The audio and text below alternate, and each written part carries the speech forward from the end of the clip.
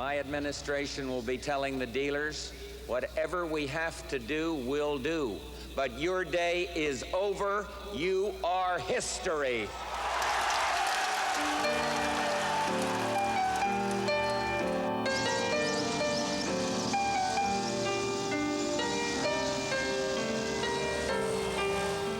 Those of you who depend on cocaine have created the largest, most vicious criminal enterprise the world has ever known. Colombia's survival as the oldest democracy in Latin America is now at risk.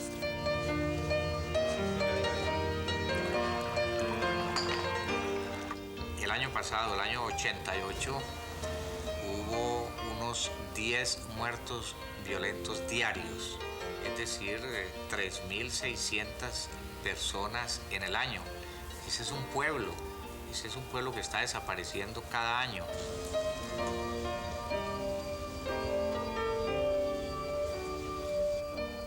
Lo que yo no pienso es que un delito se pueda combatir mediante una acción de guerra. En la historia de la humanidad, jamás un delito se ha combatido con la guerra.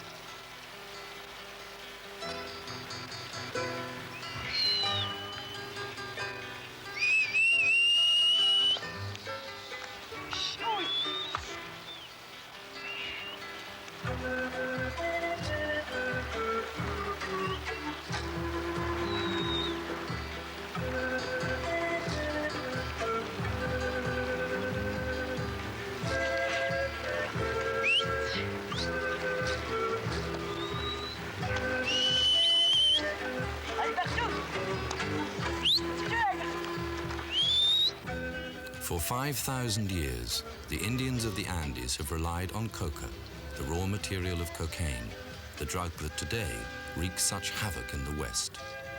Coca has been at the very heart of the Indian culture and economy.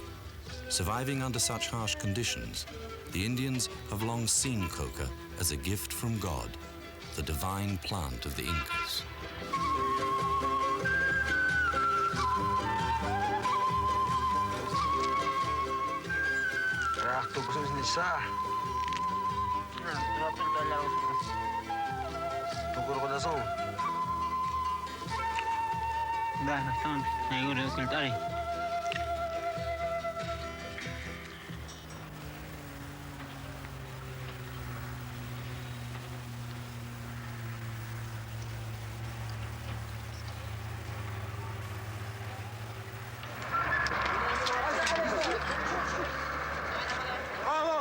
¡Vamos, gringo! ¡Ramiro!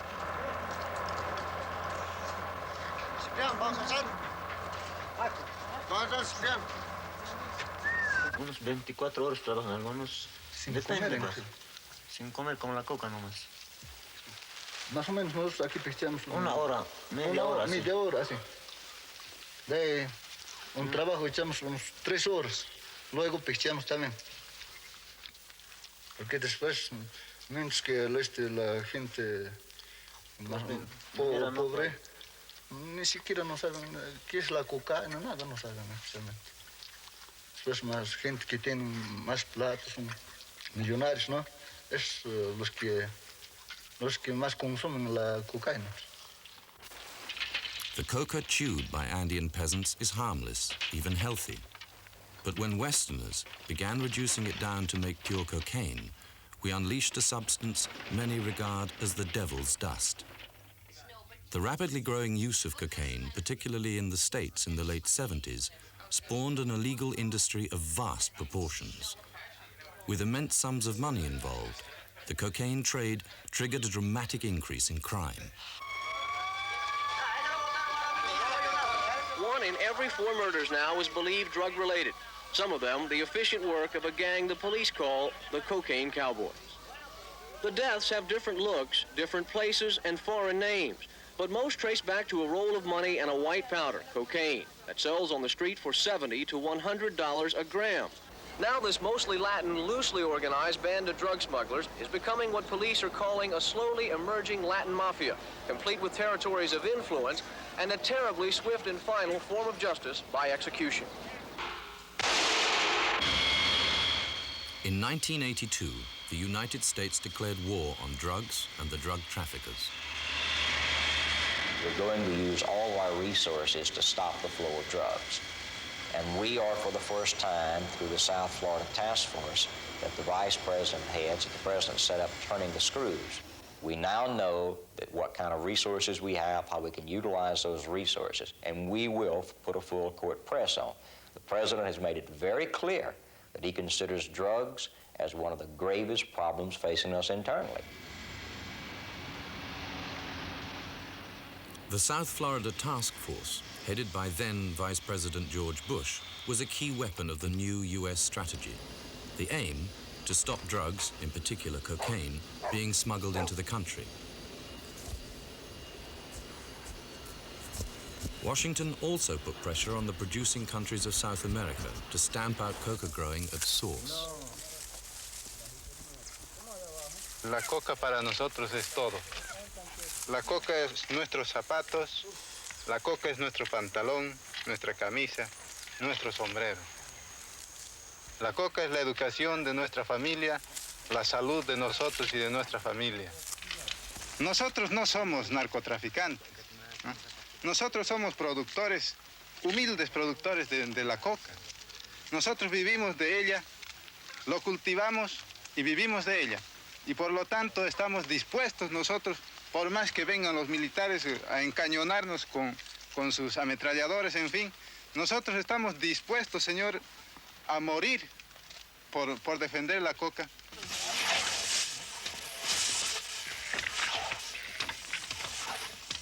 It will be impossible to stamp out cocaine production, even if implausibly we could eradicate every Erythoxylum bush in Bolivia, Colombia, and Peru.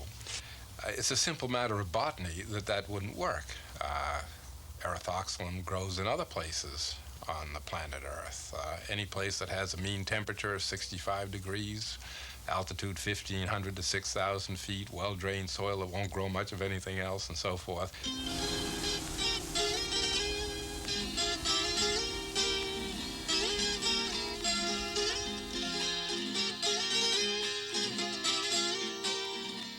South America's inhospitable terrain protected the drug trade. Today, 8 years later, efforts to eradicate coca growing have got nowhere. With the crop fetching prices vastly higher than anything else the peasants can grow, its cultivation has spread to areas it had never reached before.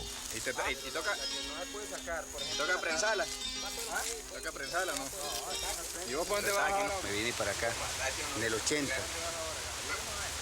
y por acá pues llegué cuando eso no había coca, ¿no? No había coca y no había cultivado el frijol, maíz, cacao, café, ¿sí?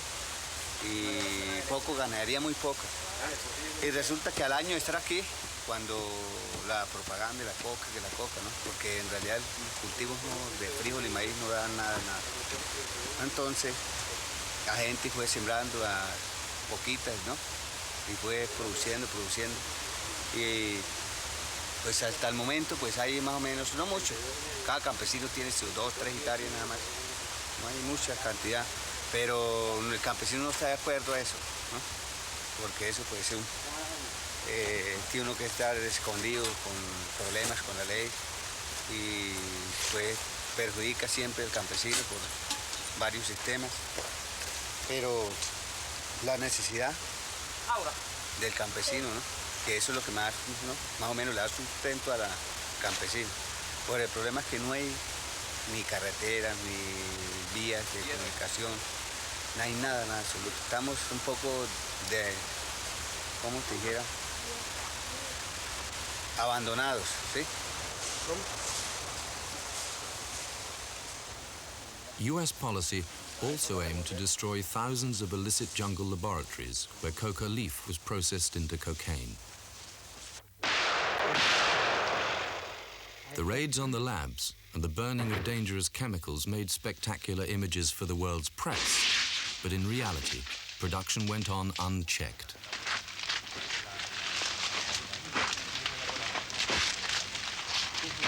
El problema que se nos confronta es que una vez que vinimos en helicópteros, la gente se ha entrado al monte.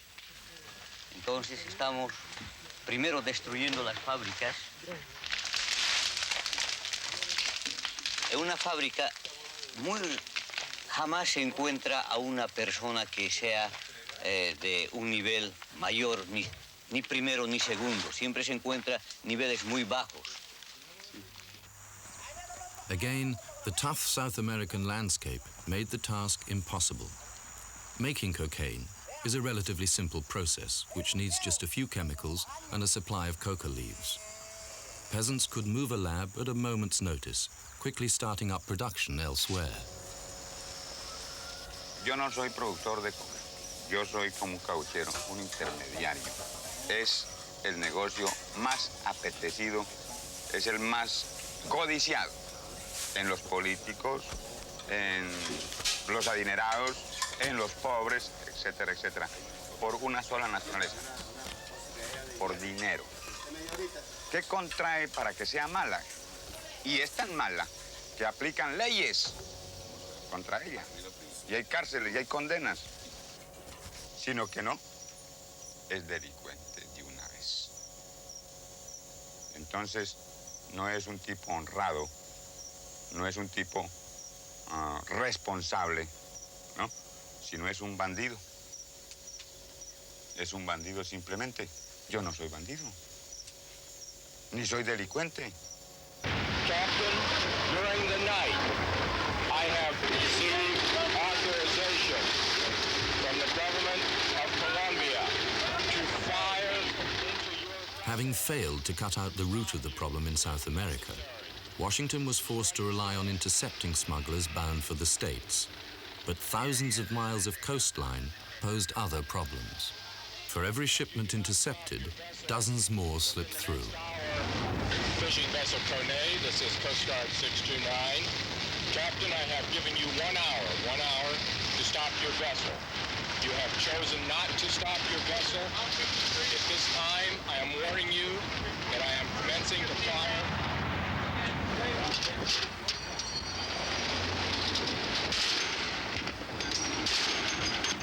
Getting hit. Got smoke, got smoke. Woo! All right! Well, interdiction is amazingly successful if you have in mind taking large quantities of drugs out of circulation. The real question is, what difference does it make in the world? What impact does it have on the market? And there, the evidence is doesn't seem to make very much difference, or at least not in the long run.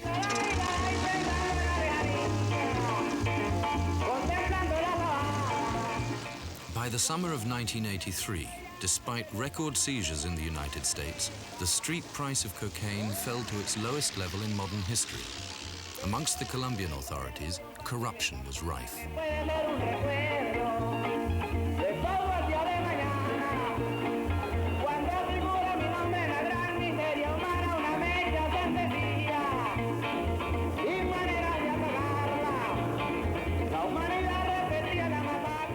At Miraflores, on the edge of the Amazon, government soldiers turned a blind eye while up to 50 flights a day brought in supplies for the jungle laboratories and took out base cocaine.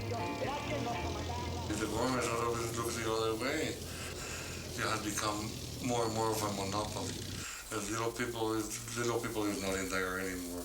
And used to be many thousands of them, 6 and 5 years ago. Little people don't exist in this business anymore. They're big, powerful guys now who do the majority of this, a big percentage. Let's say 80-90%. Two major traffickers, Pablo Escobar and Rodriguez Gacha, had become billionaires through cocaine.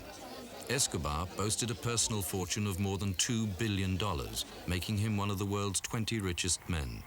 They lived flamboyantly, building private zoos, spending millions bribing officials, and killing those who dared to stand in their way. Confronted with the choice, plata or plomo, silver or lead, many, not unnaturally, chose silver. One of these big guys in the cocaine business, one incredible party, 1,000 people. All the big people who was in cocaine in those days were invited there. All the 1,000 people, bullfights with water buffaloes, with real bullfighters, and 3 orchestras, and all kind of food and dancing and girls. And it was an orgy, and I don't know what else. That was one of the incredible things I went through on the farm there. It lasted 4 days or 3 days. And everybody was drinking a scotch and whatever it was needed. And even the church was there, the bishop was there, inaugurating a church there, and some very important people in the government too. With a gram of cocaine selling at nearly twice the price of a gram of gold, the daily flights of white powder to the United States were filling the coffers of the drug cartels to overflowing. This massive influx of drug money would soon affect every corner of Colombian society. There was just one problem. How could these illicit dollars be enjoyed without falling foul of the law?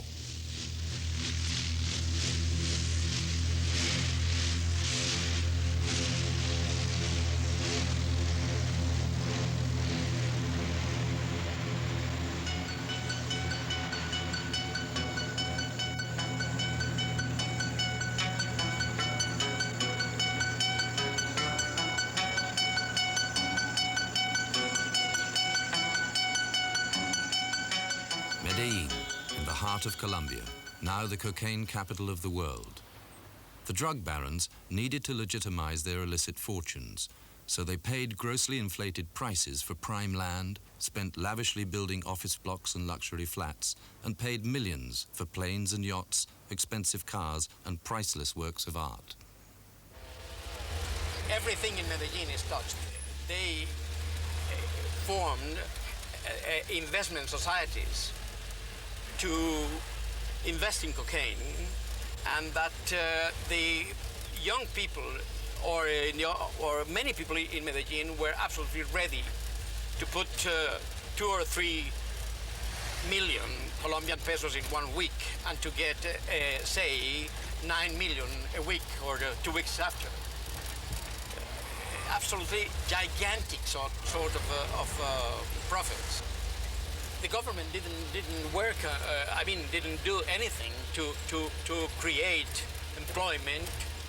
These people were bringing money into the country and creating a vast dependence of the labor force on them. So they created employment.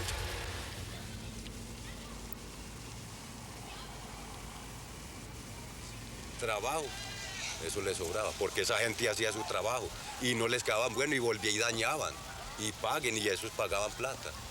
Bueno, y el gobierno decía que esa gente, o dice que la gente, dicen ser muy malo esa gente, pero a uno no le hacían daño, ni se veía muertes como ven ahora, en ese tiempo no se veía. La muerte es ahora que comenzaron a ver con esa gente. Pero yo pienso que ese cliente, hasta donde yo me he dado cuenta, es muy buena persona. Para uno pues es buena persona, no para el gobierno. Uno no sabe el porqué, porque uno más bien es brutico sobre esas cosas. Uno conversa lo que o dice lo que ve, ¿cierto?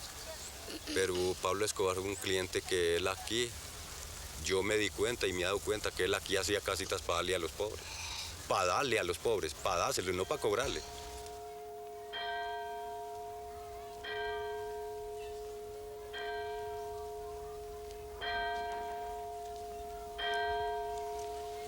Pablo, para mí, pues, es una persona, mejor dicho, es como un ángel que bajara del cielo. Para mí, sí. Que él no sabe quién soy yo. ¿Ah? Y traerme una casa de estas. No, por Dios. Hasta malo y pecador fuera uno que no le agradeciera a ese Señor lo que ha hecho. Que hay que orar mucho por él. Rezar, para que el Señor lo guarde en toda parte donde esté. Pedirle a Dios por él y a María Santísima que lo protejan. Ironically, it was the poor who suffered most from the influx of drug money, which artificially inflated the local economy, pushing it towards collapse. Yo creo que los costos de la existencia del narcotráfico para Colombia dan un balance negativo. Es decir, lo que nos ha significado en Colombia, los perjuicios económicos que ha causado el narcotráfico, no compensan los beneficios económicos de la entrada. Y yo le voy a decir por qué.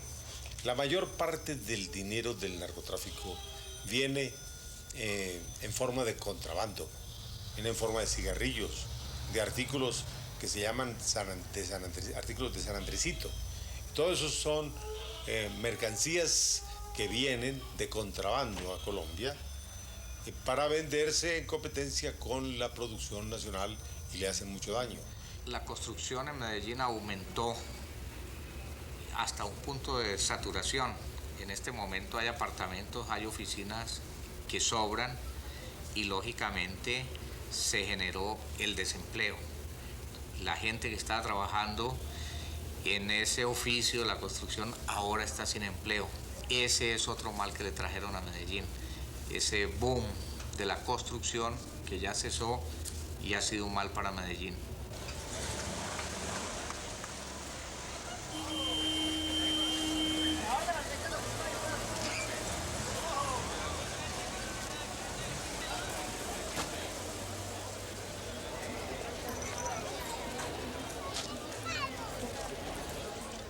Even small-scale projects for the poor had more sinister motives.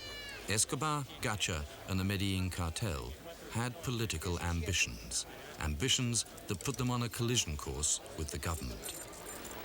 Hombre, yo no me he metido en la política, lo que pasa es que a mí me ven haciendo obra y creen que estoy no haciendo política, porque la demás gente no hace obra y yo me gusta hacer las obras y como les digo... Este señor, el mexicano, concebía mentalmente un Estado dentro del Estado colombiano a su manera. Por ello vimos cuando empezó a hacer unas inversiones grandísimas en el sector primario de la economía colombiana. Paralelamente a esto, organizó unos ejércitos privados con tecnología foránea, valiéndose para ello de mercenarios ingleses, australianos, israelitas, etcétera, etcétera. Y por último trató de conformar un partido político. Entonces, una organización con las tres fuentes de poder de él, como es el aspecto económico, el aspecto militar y el aspecto político, pues es la conformación prácticamente de otro Estado.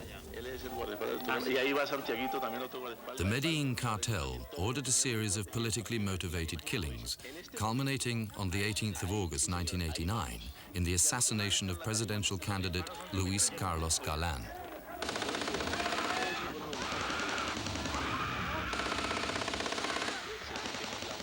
The next day, President Barco declared all-out war on the cartel. Denuncia a los narcotraficantes. Bounties of more than $250,000 were put on the heads of both Escobar and Gacha. But the two drug barons could call on billions of dollars and their own private armies. The government had no option but to ask the Americans for help. This is crack cocaine, seized a few days ago by drug enforcement agents in a park just across the street from the White House. It's as innocent looking as candy, but it's turning our cities into battle zones, and it's murdering our children. In September 1989, President Bush announced that he was stepping up the war on drugs with a massive increase in the anti-drugs budget. Congress approved a program costing nearly $9 billion. However, just $65 million in aid, most of which was second-hand military hardware, actually reached Colombia.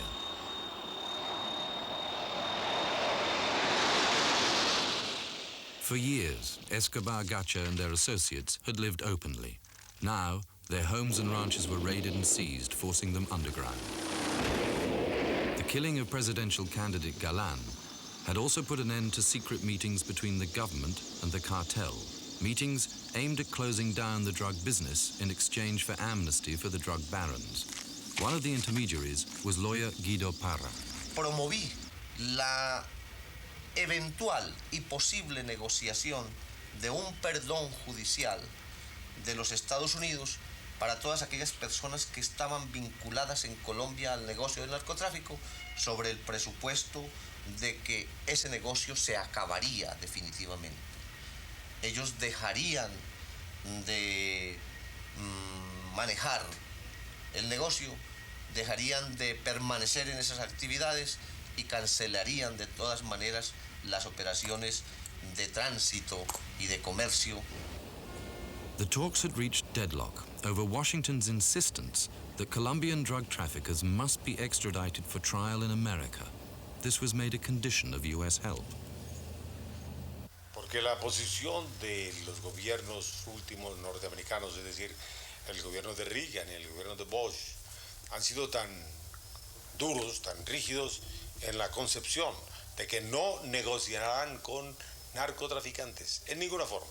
Entonces impidió que el gobierno colombiano, aunque quisiera buscar una fórmula práctica para terminar con el negocio de drogas, no se atrevió, se arriesgó a correr esa aventura de preguntarle al gobierno americano si ellos, a cambio de que se determinara el negocio de drogas de Colombia hacia los Estados Unidos, estarían dispuestos a suspender la extradición.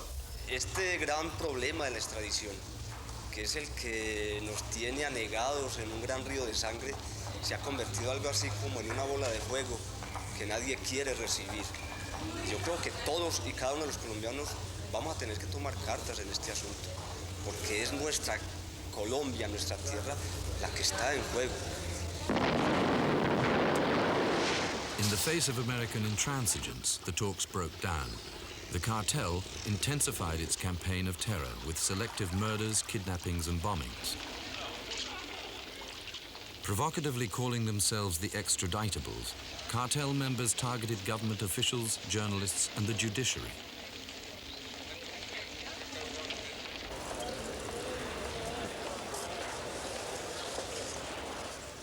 In the front line were the judges, the ones responsible for authorizing extradition to the United States. This judge agreed to talk only if she wasn't seen on camera.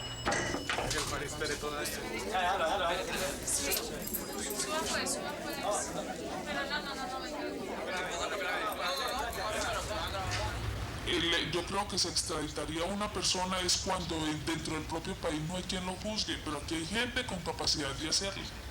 Entonces no estamos, la mayoría de los jueces no estamos de acuerdo con la extradición. Y a pesar de eso, por esto es que se están poniendo los muertos de la justicia. Nosotros aquí nos vimos obligados a hacer de comer y a traer las ollas, a arrancar con las ollas de la casa, para la oficina, porque ya prácticamente el fogón en la casa no arde, ardes en la oficina. Muchas veces sentado en la cama sin saber qué es lo que se nos viene o cuál de los funcionarios es el que sigue. The cartel threatened to kill 10 judges for every person extradited. So far, 8 traffickers, mainly minor figures, have been sent to American prisons. It has cost 50 judges their lives. El domingo apenas él me dijo que podría sucederle algo, entonces yo me puse triste. Entonces él decía que no, que yo tenía que estar preparada para todo, que si de pronto a él le pasaba algo, que no me fuera a poner a hacer espectáculos, a gritar, a llorar. Él estaba afanado y no se había podido acabar de organizar porque era estudiante, entonces me pidió que le ayudara a calzarse y a ponerse sus medias porque lo estaba cogiendo ya la tarde para salir y que el que iba a venir a recogerlo ya estaba para llegar. Y en todo caso yo le ayudé y yo oí que cerró la puerta, inmediatamente oí los disparos, me imaginé que era él. Cuando ya salimos vimos que sí, que era él el que le había tocado lo de los disparos.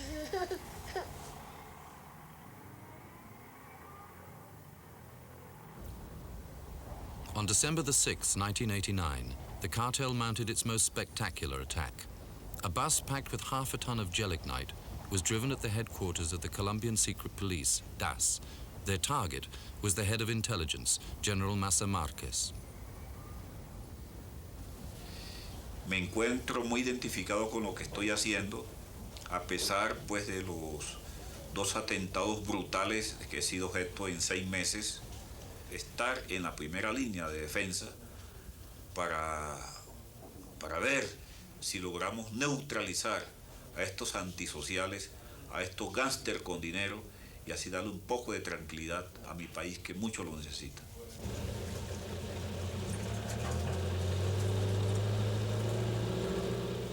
By a fluke, General Massa Marquez survived, but 63 people, many of them civilians, were killed.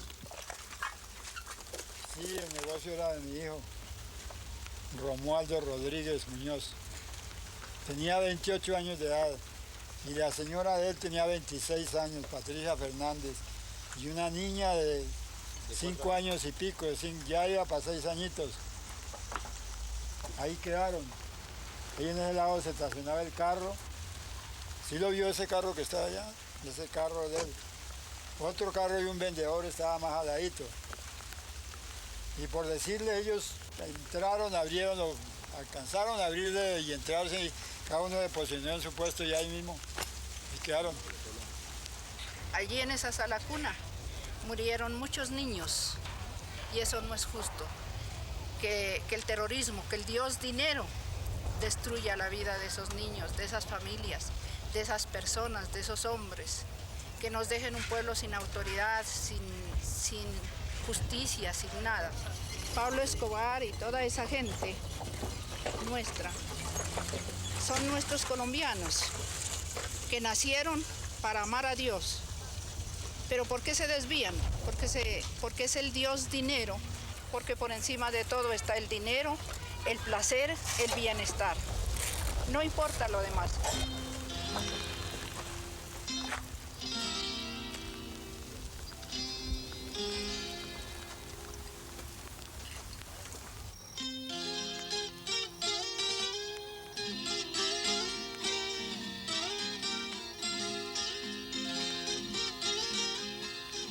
The terror campaign left the government helpless, for it was waged by an invisible enemy, hitmen hired by the drug barons. Furthermore, Escobar, Gacha and their henchmen were merely the top of an enormous pyramid built around the cocaine business. The thousands of peasants who supported it ran little risk of arrest. About a third of Colombian territory is controlled not by the government, but by different guerrilla groups.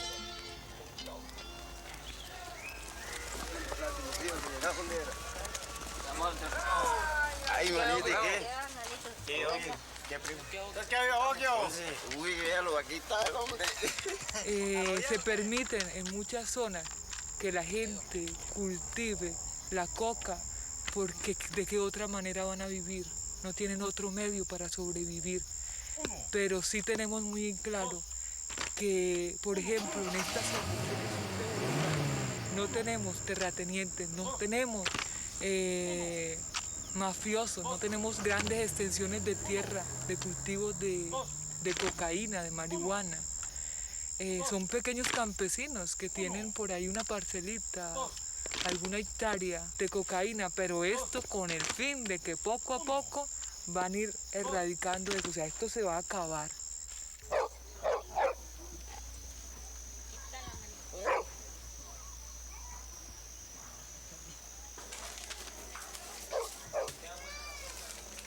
No hay más medios, ¿no? Donde hubieran pues, ¿no? Buenas carreteras, buenas ayuda, plata para comprar ganadito, para hacer buenas tumbas para sembrar frío, el café, cacao, pues uno se olvida de eso, ¿no?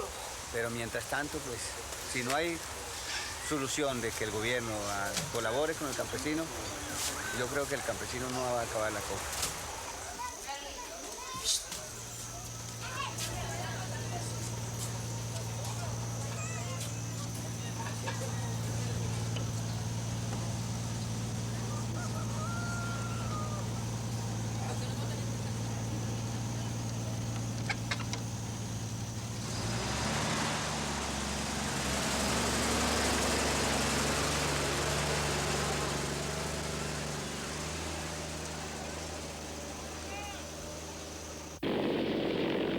On December the 15th, 1989, the Colombian government had their first big success.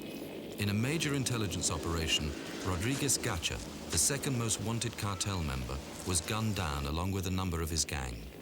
Hace unos días se neutralizó el mexicano y la acción ahora sigue contra Pablo Escobar. Ahora con el mexicano también cayó una persona muy importante del cartel de Medellín. Hace un mes también cayó el jefe de transportes.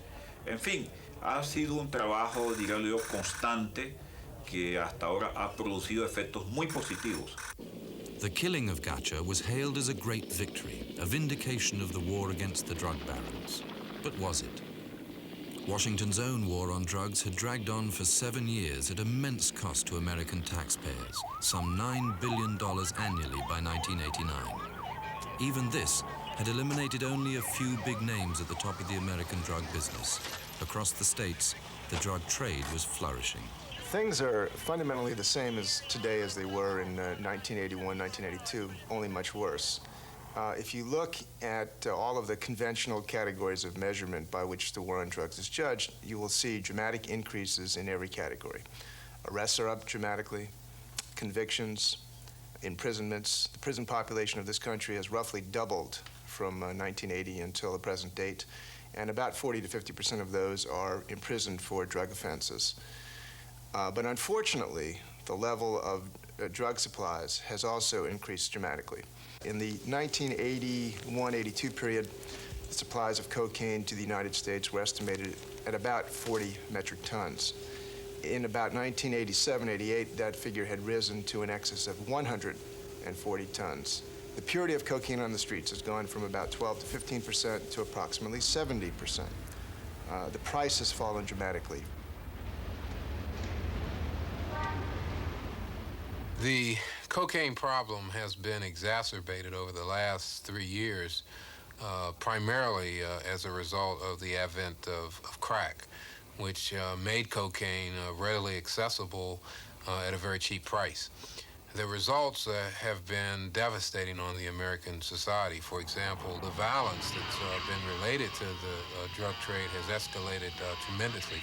In Washington, D.C., the nation's capital, to this date, we already have 403 murders this year, which shattered the record that we set of 372 last year. Crack is a cheap derivative of cocaine. It gives a faster high to the brain and is extremely addictive.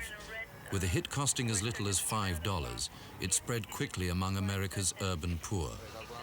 Crack-related violence has devastated the streets of poor America, sparking a crime wave that has overwhelmed the authorities. The other female that was there with her, we didn't get her doing anything. She was probably smoking with her, but we didn't get her with any narcotics or the pipe or anything. This is the Rock right here. This is a well-known drug area. They rob people, they go into establishments. Whatever money they can hassle out on the street, they bring it in. They smoke it inside these 2 abandoned houses here, wherever they can hide and smoke the rocks.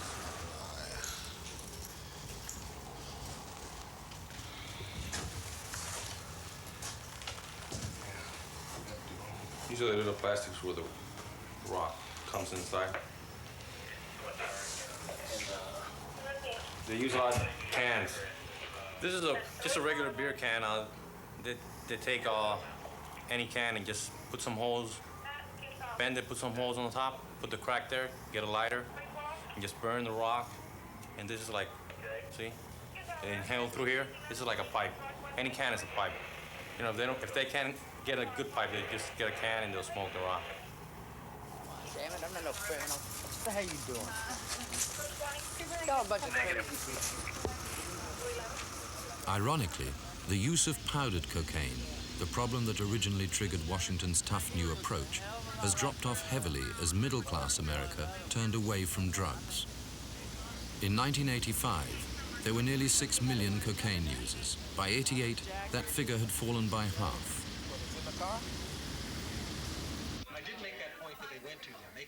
I think it is down in the middle classes because I think that using coke isn't as hip as it was, and that people, you know, a powerful education is to know somebody who get strung out on coke. And I think that people do not purposely use something which is harmful or destructive. And if you give them good information about a drug, they will respect it, if they respect the source from which the information comes.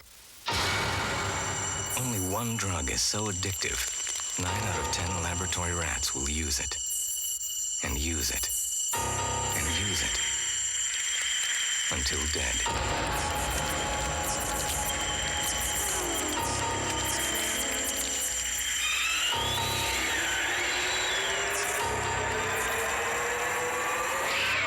It's called cocaine, and it can do the same thing to you. There's a lot of skepticism in this country about what this government says about drugs, and young people just don't believe it, and that's part of the destructiveness of the problem. What has grabbed people's attention is the violence and the concentration of drug trafficking in the inner cities, in New York and Washington and Los Angeles and Miami and so forth. I think what you have there is a set of social pathologies, single-parent families, really young teenagers having kids with no way to support them and educate them and train them. So you have these social pathologies wrapped around the drug trafficking problem, which is the only way to make money for most people in the inner cities. And if you could rebuild the inner cities, if we could have a domestic Marshall Plan that would address those problems, it may be that the drug issue would take care of itself. Up in this area, you'd say a little over 6 years. I started up here in 1982. Saw the transition from marijuana to a mixture of marijuana and powdered cocaine, and then the takeover of crack. You've got some, they'll actually employ lookouts.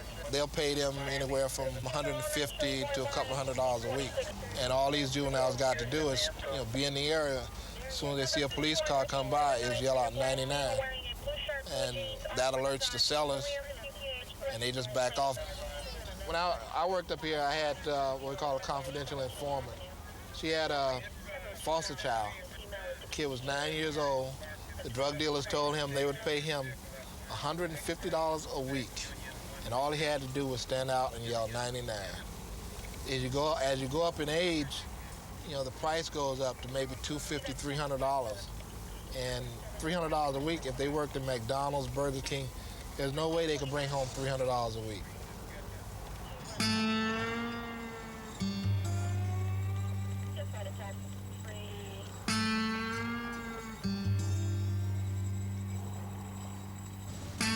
The drug problems of America's inner cities are now mirrored in the slums of Colombia. Again, it is the poor who are the victims. Here it is not crack, but a substance far more deadly, bazuco, a cheap byproduct from the processing of cocaine. Bazuco has brought an explosion of violence that makes America's problems seem insignificant. In Medellin alone, there were 4,015 violent deaths last year, 10 times the murder rate in Washington, a murder every 2 hours. Pues la violencia se deriva de problemas de tipo social, socioeconómico. Ustedes han visto que la mayoría de delitos contra la integridad y contra la vida, delitos de sangre, se han desarrollado en ambientes donde la miseria es el común denominador, donde el desempleo abunda y donde realmente las condiciones de vida son de supervivencia, lo cual provoca una falta de apreciación del pueblo por la vida. Pues, el valor de la vida se minimiza y se va al suelo, la vida vale muy poco. Todo este tipo de particulares consumen bastante la droga, el bazuco. tal vez como un medio de escape a la propia realidad de su vida, que es un desastre por lo general, ¿no? In many poor neighborhoods of Medellin, gangs of youths have taken the law into their own hands. Pues realmente la necesidad era total de la gente, no aguantábamos los ladrones, por lógica la gente le tocó organizarse y defenderse.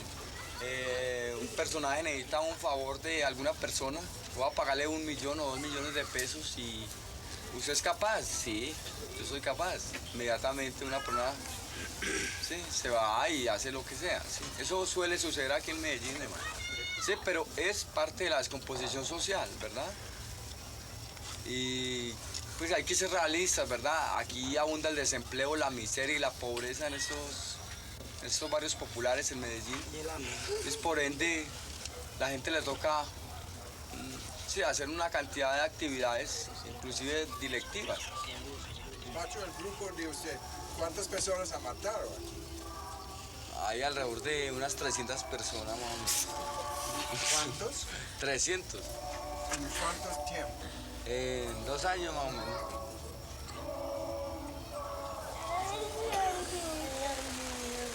Ay, mi Héctor Jaime. Ay, mi muchacho. Jaime, duerme en la paz de Cristo. Confiémoslo al amor de Dios Padre, la luz de la fe y de la esperanza cristiana. Oremos por él y por nosotros, para que el Padre lo acoja en su casa y a nosotros nos consuele, ya que estamos afligidos por su partida. Dios nos creó para él y nuestro corazón vive inquieto hasta que no descanse en él. Esta sed de Dios nació en nosotros desde el bautismo. Nuestro hermano ya alcanzó este deseo y nosotros debemos prepararnos cada día para este encuentro tan personal y definitivo en el Señor.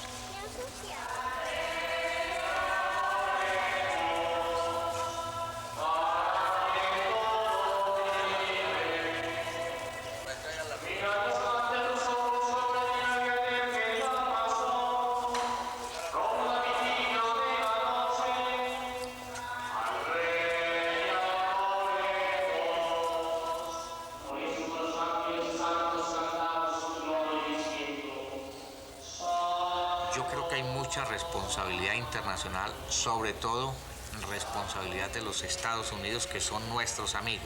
Responsabilidad de los Estados Unidos porque mientras nos ayudan, entre comillas, para afrontar una guerra contra el narcotráfico, con armas, con aviones, con elementos, al mismo tiempo termina el pacto cafetero.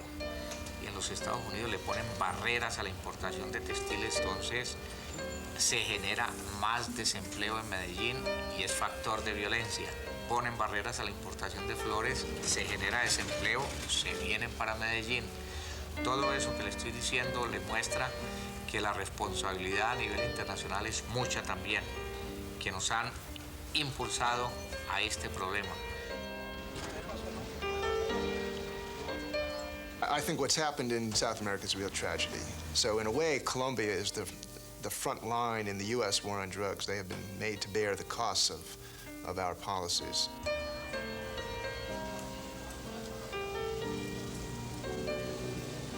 Por eso que yo le había dicho al señor embajador cuando vino, de que el control debería empezar por su propio país. Después que una vez hubieran puesto orden allá, entonces recién podían ellos obligarnos a nosotros a hacer un control. Porque si allá controlan donde existe la demanda, automáticamente donde hay la oferta, rebaja el precio. Se tendrá que quemar porque no ha de tener precio.